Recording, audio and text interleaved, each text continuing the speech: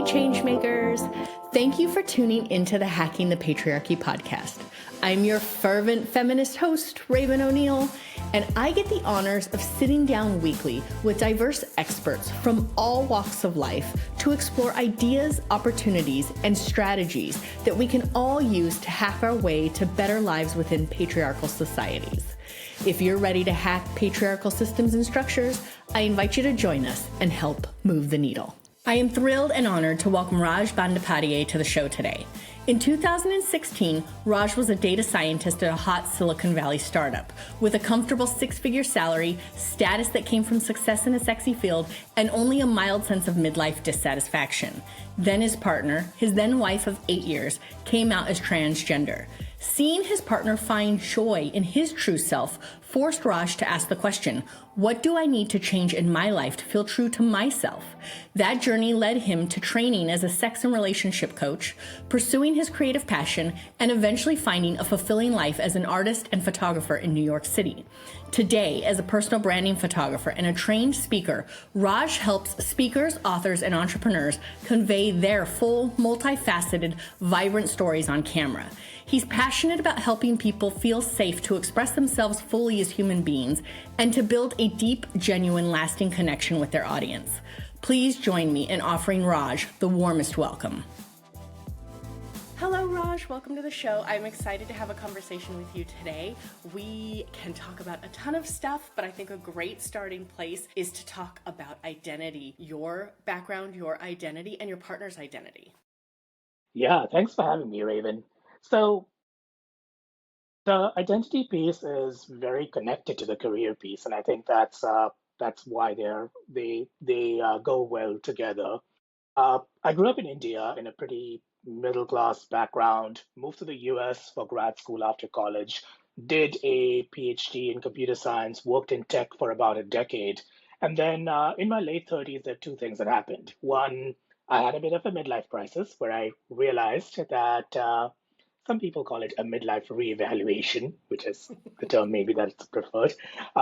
That tech wasn't, at least the career I was pursuing then wasn't what I saw myself do in the long term.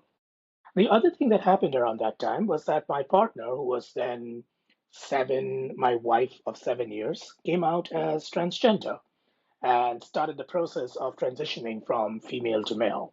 We are still married, and obviously that was quite a process, but that shifted a lot of things in terms of identity and how I see the world and how we see the world, and recognizing a lot of the forces around us that govern us, including a lot of patriarchal norms, which, among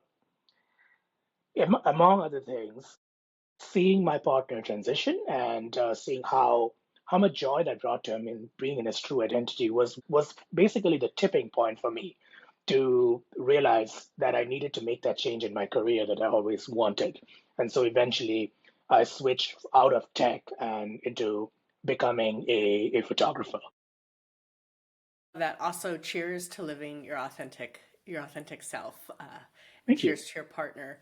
So we had a brief conversation offline, and I think that there's so much we can cover here, including how your background in tech might have shifted because of the way the world observed you and your partner. I think that you had mentioned your partner also worked in tech at the time, which, you know, has its own patriarchal systems and Mhm. structures. And then you have just the world's patriarchal systems and structures. I would love to look at what that transition really looked like, maybe even for both of you, if you don't mind, and where you kind of landed and what that means for what you see in your future. Well, that's a very big question, but let's start somewhere. So for my partner, he is now a founder, a startup founder. At that time, when he came out, we were both employees in various companies in San Francisco. Now we live in Toronto, Canada. Uh, you know about all of the things that you hear from, particularly from women, about how if you're a woman in a corporate workplace, especially in tech, you're often your ideas are are stolen. You're not given credit for your work. You're interrupted in meetings. All of that, we saw that firsthand. Literally the day my partner, after he started taking hormones and started passing, started growing a beard, the world shifted around how people treated him as he was building his startup or working in his company. This was early 2020 when the pandemic thing just started.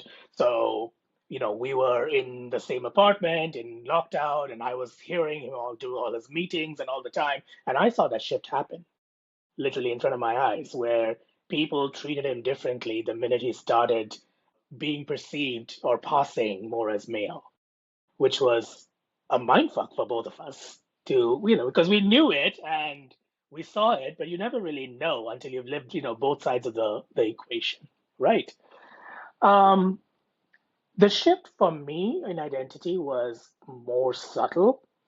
It's an interesting situation to be in to realize that this is one of the strange situations where when the person you're married to changes their identity, your identity automatically changes with it, right? Like I went from being perceived as, we went from being perceived as a straight couple to a gay couple, and which also meant that I went from being perceived as straight, which is what I identify as, to being socially perceived as queer or gay, which is kind of the default right now because of my marriage. And so that was interesting to navigate in terms of both kind of sexual identity or that orientation kind of perception change, but also gender norms and patriarchal norms and the things that are expected, the gender roles that are expected of us in society, and seeing different sides of that. Oh my God. Uh, to say it was a mind fuck is literally how I have to. I mean, there are so many things within that. I would love to dive into that in in the sense of how a listener that might be going through this might best navigate it. Mhm. But I don't want to go too deep because I also do want to talk about all the hacks we have for women in regards to photography and showing up and all of that. But if you don't mind going into that just a little bit, like how you navigated that and how you might recommend a listener navigate that, obviously with a lot of love and Yeah. trust. I mean, I can share my story. I don't know different people draw different lessons from it. So I'll just put it out there. Um, so one of the most surprising things for me was, I mean, when my partner came out, and the biggest concern for me was this whole shift in social identity of like, okay, how am I going to navigate being perceived as straight versus queer and all of that? That eventually it turned out that wasn't a huge deal for me. I mean, of course, uh, being perceived as queer in a very heteronormative world, especially nowadays, is something that you have to think about in terms of safety, in terms of like all kinds of like those kinds of things. But, we've always lived in big cities. We lived in San Francisco at the time, moved to New York, now to Toronto. So that hasn't been the biggest shift. What has been the biggest shift, surprisingly, is how it has felt liberating for me.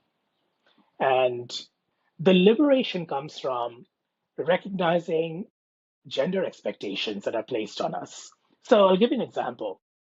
In 2015, before my partner came out as trans, I was between jobs for a few months. I got laid off from a job, and I decided I was going to take a break for a few months and spend some time traveling and just hanging out, and then look for a new job. I wasn't too worried. I mean, I was a software engineer in San Francisco.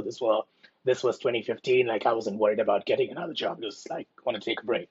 At the same time, my partner, who was and my wife, worked full time at a tech company and was making the money.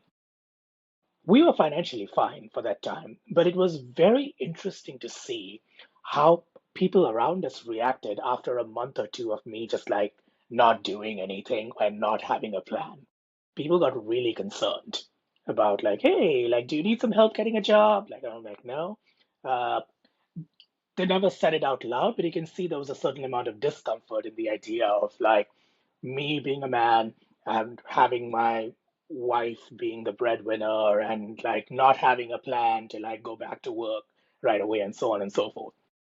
Fast forward to 2019, 2020, where I made the transition from being in tech to being a photographer, which obviously means that I'm a freelancer. My income is much lower than my partner who works in tech and now is a founder and stuff.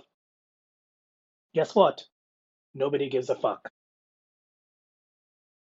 Nobody cares because we are perceived as a gay couple. And we're like, people look at us and like, okay, one guy works in tech, one guy's an artist, and whatever, that's cool. Like, that's the way it's fine. Like, nobody has ever expressed any concern about that. And that experience was very striking to me, that difference in expectations. So, what that means now is that now I can spend my time building the life that I want. We can spend the time building the relationship we want and how we want to be a team together without that scrutiny from society. Like, I have this weird sort of portfolio kind of in career right now where I'm doing photography, I'm doing some business coaching. I go to school, culinary school part time, and I've learned to be awesome at baking bread and other kinds of cooking. So I really enjoy that. And I also help, as a spouse of a startup founder, you're basically an unpaid employee. So I help my husband in like running his startup a lot. Like whenever he needs help, like, I'm basically an extra hand because of like this skills I have because of my background. So no one cares. No one really cares. It's like, okay, whatever. That's the way y'all work. And that has been very liberating, both from for us as a couple, but also for me as a man and not being subjected to the patriarchal expectations that are applied to men, but especially to straight men in society. And so that I think that's something that everyone can learn from, right? Like recognizing what expectations are placed on you in patriarchy because of your gender identity and your sexual orientation, and how can you start kind of pushing them off a little bit. Oh, so good. That is actually the perfect lead into your photography and getting into that position of knowing what expectations are and kind of throwing it to the wind or reimagining it, rebuilding it how you want it. Can you speak to that a little bit in regards to your photography work? Yeah, so when I started out as a photographer, like I there was a little bit of a winding path, like we all do, we all take to come to my current niche in photography. To give some context, my currently I'm a personal branding photographer, and I specifically uh, love working with people who are or want to be professional speakers. So getting there, however, was not the it took a while to find that niche, and like for everyone who is starting or running a business, that is always the case. Um, One of the things I did when navigating that crazy transition that came about in our relationship because of my partner's gender transition was I trained or decided to take some training to become a sex and relationship coach. Now, this is not something I actively practice, but I thought that might be a path I might take, but also a path it really helped us and me navigate that whole situation. And so I knew I was going to become a photographer. I had this training as a sex and relationship coach, and I was like, of course, there's the obvious genre is to do boudoir photography because that combines the two. And so for a year or two, I did that pretty seriously. This was like 2019 and to early 2020 when things had to shut down. But I had a great portfolio. I was starting to get a lot of clients. After the pandemic started and I had to shut things down for a bit, it gave me some time to reflect. And I realized that I didn't want to go back to that genre anymore. And the reason did not want to go back to the genre was that I did not like the fact or did not find it satisfying how the genre of boudoir photography kind of enforced this idea that there is just this very tiny limited way for a person, especially a woman, to look sexy. And that meant that it was, you had to wear certain kinds of lingerie. You had to or be nude, or and you had to like show up in these sexy poses, and that is sexy. Whereas when you look at the real world, like everyone expresses their sexuality differently. Everyone expresses themselves differently in every domain, right?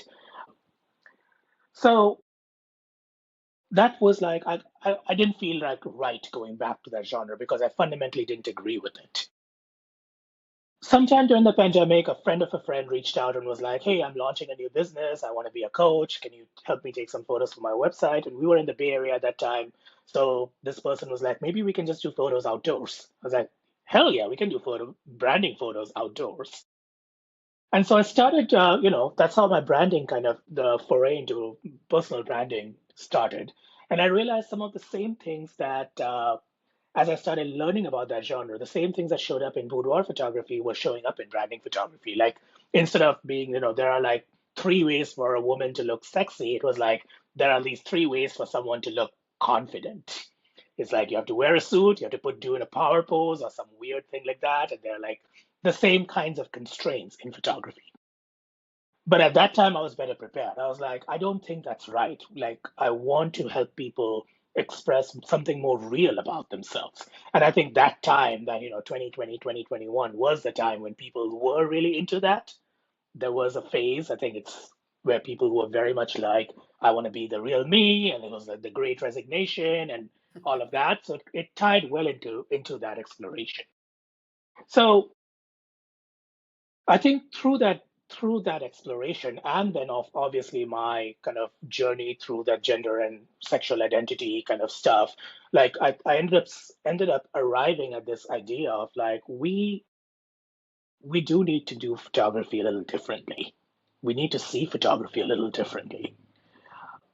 One thing, for example, one very stark example was when I'm self-taught as a photographer, mostly from books and going to workshops and stuff. One of the things I recognized early on, again, because of that weird gender journey, was how gendered photography is as a genre. And what that means is that there are ways to photograph men and there are ways to photograph women. It's like every textbook in photography, every book or every whatever guide or course will tell you that when you photograph men, you need to show them as being bigger and like expansive, and you need to light them from the side so there's shadows on the face and they need to look rugged and masculine. And when you photograph women, you need to show them as soft and gentle and smaller. The smaller and the better. Like light them from the front with soft light. So there's absolutely like the skin looks absolutely smooth and without anything like you get the idea. Same for posing. With men, it's like big triangular shapes with like bigger shoulders and chest. With women, it's like emphasize curves and like make them look smaller and thinner. And like, well, how can we do that? So there were these norms that I was able to see. Uh, and because I was, exploring that whole queer identity thing at that time, my community had a lot of like queer and trans and non-binary people. I was like, what about these people? How are they supposed to be photographed? Like, if somebody has an identity that's like in between genders or agender or non-binary or doesn't conform to that, how the fuck are we supposed to photograph them? Do we light them from the side, from the front, something in between? Like like there's no guidance about that, right?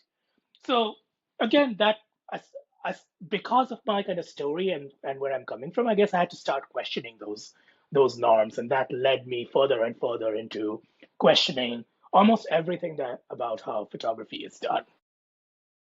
That was a very long answer to your question, but okay. I so appreciate it because it set off so many light bulbs for me. I I'm not a photographer, but being on the other side of the lens, I can say I see it now. You say it, and I'm like, oh, it's clear as day, but you don't think about it when Mhm. you're in it. I Yeah. would say that not only for photography, it shows up in our just mere existence, right? Entering meetings as a woman, like you want to be, you want to have presence, but not too much presence. You might upset someone. There's so many things. nuances in there. I would love to know from the other side of the lens, from the person sitting in with you, what are some of the things we can do to show, because it will hopefully resonate to other places in life. What can we do to show up differently so that we're not on the other side of the camera thinking, oh, I need to be soft, I need to be thin, I need to be this, I need to be that? Yeah.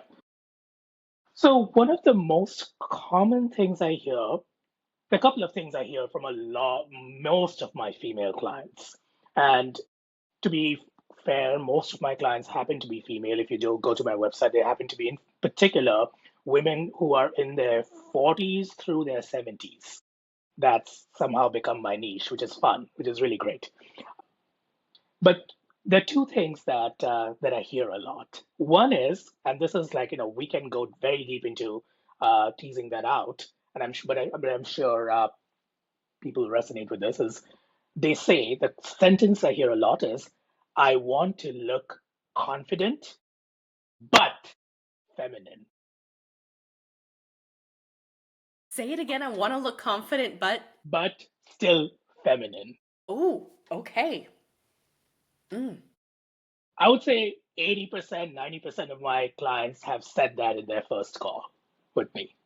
And when I started hearing that, I was like, what is that but about? Why isn't it confident and feminine? Right. And that automatically makes you think, like, how do we define what looks confident in society? What is confidence, right? We have a very specific definition of it that every one of us has to kind of stuff ourselves into. So that's one thing I would like everyone to question. Like, what definition of confidence or looking confident or looking professional or looking anything are you stuffing yourself into, right? The other thing I hear a lot is, I don't know how to pose, which initially, like I was kind of as a newbie photographer, you're taught, you learn posing guides, you read books on posing, take courses on posing, and you learn how, like, these are men's poses, these are women's poses, and so on. But then, especially as I started working with women over 40 and 50 and 60, whose bodies just didn't look or could move though in the ways that fit in those poses, you know what the posing guides say? Here are, like, 120 poses that are for women, and if your client doesn't fit into that, just remove those poses. Like, ultimately, if you have somebody who's older or larger or whatever, you have like three poses they can do. And it's like, no, that is not the way it should work, right? But what I started realizing as I studied the field is, and this is something I want you to remember, everyone to remember, posing, the idea of posing, has this been created, or the way we consider the standard poses for men, women, whatever, have been created for a very specific purpose. They are designed to make people who are young, flexible, conventionally pretty, and attractive to look sexually attractive to older white men. Why do I say that? Photography has been around for about 200 years. The first known photo that still exists was taken in 1826. So we are almost at the 200-year mark.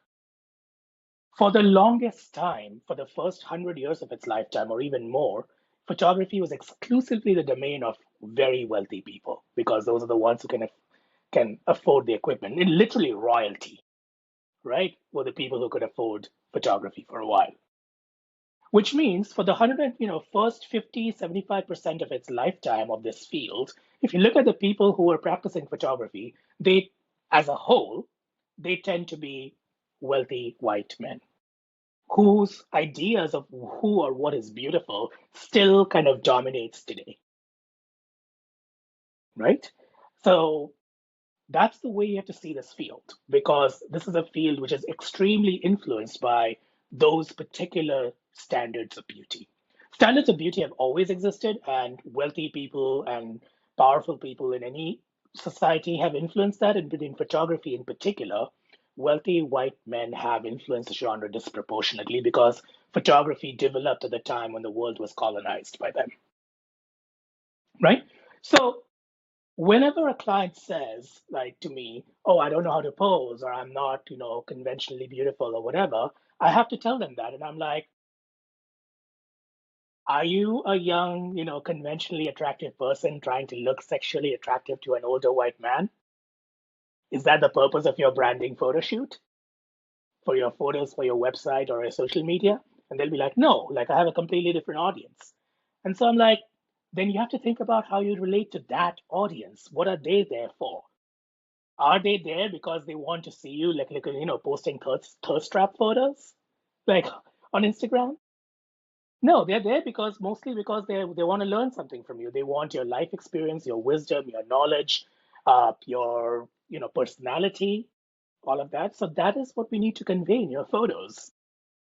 Why do we need those conventional poses or those modeling poses for that, right? Like your body knows how to convey your story, your message. Let's use that. Let's start from there.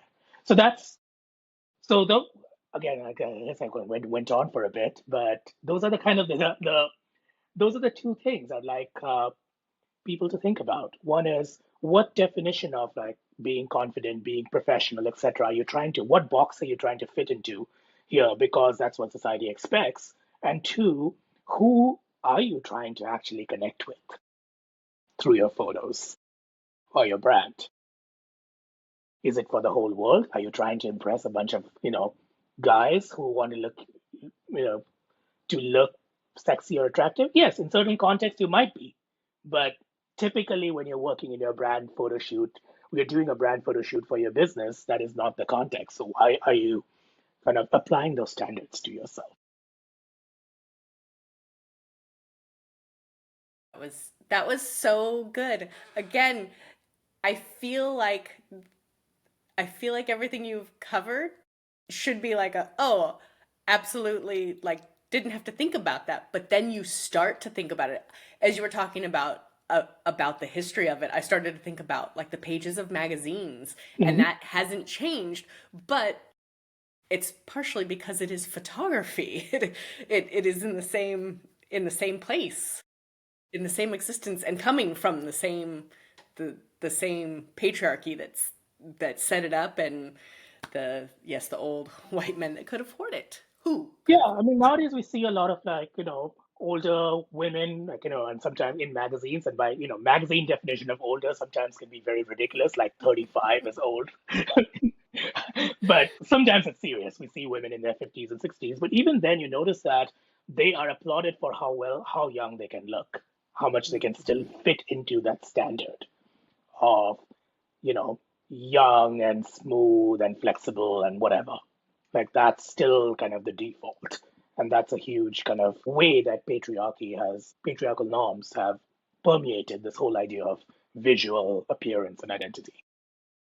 Yeah, absolutely. I adore your demographic. I am part of that demographic in my technically late 40s now, and it really resonates because you're in that awkward space of changing again. There are all these changes, you go through puberty and you do all these changes, and you go through, your 20s and all these changes. Well, perimenopause and menopause in this age has a whole other different set of things you're navigating. And I can only imagine what it's like if you're trying to get your brand photographs done at that age. So I applaud you. We dove into the visual from the standpoint of being a photographer, but when we're talking about more than just visual, changing systems and structures in the sense of showing up sincerely as we are, Mhm. kind of the same way you have to pull out the what box are you trying to fit into, and what the pose situation, which I totally get. I'm like, what do I do with my hands? um what are other ways that you use in photography that we can use as hacks in other parts of our lives to kind of pull ourselves out of those boxes and out of the poses? Yeah. So one of the things that I can go into here is something I I talked about my training as a sex and relationship coach, and I specifically trained in a system called Somatica, which is all about recognizing what's happening in your body and connecting that to your emotions and feelings and desires and boundaries. We all, whether it's in relationships or photography or business or any aspect of life, we grew up with fairy tales. And in relationships, the fairy tale is that, you grow up, you meet your soulmate and you date and then you get engaged and then you get married and then you have a couple of kids and a perfect house and a perfect life you know, and then you grow old together with the perfect family and then, die at the same time in your sleep or something, holding hands, whatever, like that, and in the middle of that, you're having perfect sex all of your life. So I can see that laughter there means something. You should It's probably just talk so about true. I was just like, that was all the patriarchal pressure of the all in one. I mean, you went through all. You might it. have missed Right. some small points, but seriously, that was all of it. Like, Yeah. So a big part of working as a relationship coach that when somebody comes to you for whatever stage of life they're at, whether they're trying to find a partner and getting through the dating process, or they're struggling in their marriage, or they've gotten a divorce and they're trying to figure out what to do next. One thing that relationship coaches and therapists will tell you, a huge part of the work is basically getting rid of this, or at least managing the expectations set by this fairy tale that we hold ourselves to. Because when we have this fairy tale so ingrained deep in us in different forms, men ingrained in different forms than women, or but we all have some form of this that is nailed down into us from a very young age. And when we don't live up to the expectations of the fairy tale, we feel a lot of shame and we act out of that shame. It's like, I should be doing this differently. I should be better at this. I should be whatever. And a lot of the work in relationship coaching is about working past that shame and seeing that the fairy tale is just that. It is a fairy tale that we are forced to live up to. We don't have to live up to it. We don't have to meet its perfectionist, impossible standards that it's set. Now, how do you do that? How do you recognize or get past? A huge tool of that is in the system that I learned is connecting with your body and connecting different sensations or emotions that you feel with physical sensations. But the goal of that is to kind of separate the question of what do I want? What do I feel good about? What is true for me as a person, as an individual, versus what do I think I want because it's being told by society that that's what I should want? Those two things are very tangled up. It's often very hard to separate that. But sometimes when you do the work and when you keep doing the work, you're able to separate things out. You're able to say, you know what? Society expects my marriage to look like this. I need to be, as a straight guy, I need to be married to a woman and like we need to have this kind of a relationship and so on. But you know what? Like my marriage with my partner who is transitioning from female to male is actually fine. Like we can make that work because this is what it means to us. When you do that work, you're able to separate out the things about like what do you want in your life versus what is expected of society. Now, the same thing actually works in every domain of life. We have fairy tales we have in business, in careers, in every aspect of life. We have fairy tales like how a career should look like, how a business should look like, how whatever part of your life should look like. So it's worth starting to think about what is it, being more intentional about what is it that I'm doing because society expects me to do it versus is it something that truly brings me internal like pleasure, joy, satisfaction, contentment, any of those feelings. I think that's probably even starting to question that is probably the biggest thing you can do to hack the patriarchy. I was going to say, as you were talking about the fairy tale, I thought to myself, I'm like, there is a fairy tale for all the different aspects. There's a Mhm. fairy tale for business. There's a fairy tale for how you think your children should be. Like Right? it seeps into everything. Yeah, it does. It does. I mean, I don't have kids, so I didn't think about that. But yes, there are fairy tales for how your children should be, or how they need to behave, and whatever, whatever. Like, yes, absolutely. Yeah, it gets into everything. And that's such a great point. I love it because our mutual friend Carrie, her episode recently aired, and she also said in hers that evaluate your shoulds. The second a should comes into Mhm. the conversation, into internal, external conversations, evaluate that should because that will tell you where it's coming from, Yeah, where the pressure. yeah. And a should is often a sign of shame that you're carrying, internalized shame around something. Yeah, I mean that makes sense. That's yeah. Okay, well, we're coming up on time. I could go on all day because it's just so juicy. It's so good. I like to wrap up the show with 3 hacks. And that last hack was really, really good. The checking in with your body and Mhm. knowing where the emotion and the feelings and the things are coming from. But do you have 3 other hacks for us? Yes. So let's see. My favorite photography hack. Let's talk about that. Yes. We all, everyone I know, like most of my clients, when they come to me, they are somewhere in the range of I am uncomfortable having my photo taken to I'm completely terrified, right? That is pretty much the range I work in. And the one thing that I find that has worked for everyone that'll take your photos up a notch is the simplest thing you can do, which is breathe.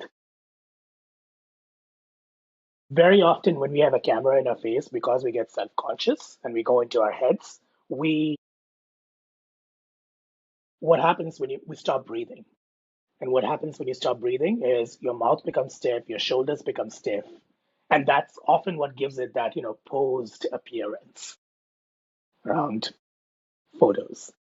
So every time, whenever you have a camera, if you're taking a selfie, if else is taking a picture of you, take a deep breath, let it go, and then do the thing. That's number one.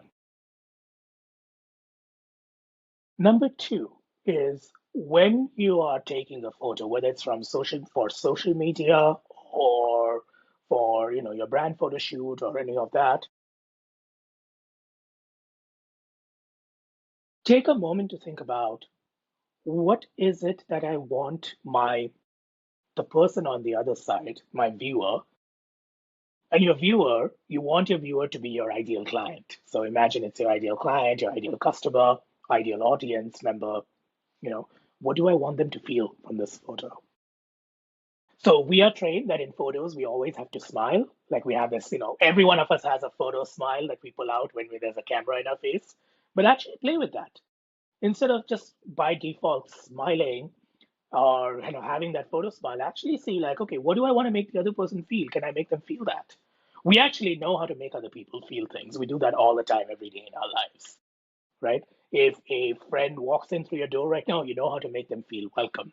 If somebody you don't like walks through your door, you know how to make them feel like, I don't want you here, unwelcome, right? We do that automatically. So bring that skill or bring that ability to your photos and see what changes. And then the third thing is what I said, the hack I said in the last one, which is in our conversation earlier, which is notice in your body your yeses and nos. Start noticing that. What makes you feel comfortable, excited, joyful, turned on, satisfied, content? All of those have analogs in our body that show up where in as different sensations. Similarly, uncomfortable, like this is a no, this is like not good, this is not what I really want. Boundaries, those also show up in our bodies. And so start noticing that. And most likely, if you have a boundary or a desire that shows up in our, sensation that shows up in one situation, it'll probably translate to other situations. So start noticing that and then being a little more intentional, just a little more intentional about what do you want to do about it. Gosh. Oh, we don't have enough time. I have so many thoughts. I am going to have to either record some extra content with you for members coming up or have you back on because you bring up so many things. I'm like, I just want to go down this rabbit hole too, but we don't have time. We can always do it. Yes, either of them sound great. Well, for those people tuning in who have enjoyed this conversation and they want to connect with you, how can they find you and reach out? Yeah. So my website is seriesaphotography.com. I'm sure it'll be in the show notes. So that's the best way to reach me. You can fill out the contact form there. My email is simply raj@seriesaphotography.com. So you can always email me, connect on LinkedIn. That's also a favorite. So any of those work. Raj, thank you so much for taking your time out of your day to chat with us today. Thank you for having me. This was really fun. Thank you so much for tuning in and listening to today's episode. For all the juicy deets on this episode, be sure to check out our show notes or give us a holler on Instagram at Hacking the Patriarchy Podcast. And if you enjoyed this episode and you'd like to help support this podcast, don't be shy. Please share it with your friends.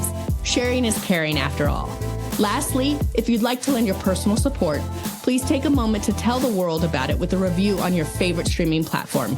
We'd be forever grateful. Tune in again soon to enjoy a brand new episode of the Hacking the Patriarchy podcast. And until next time, keep on hacking, my friends.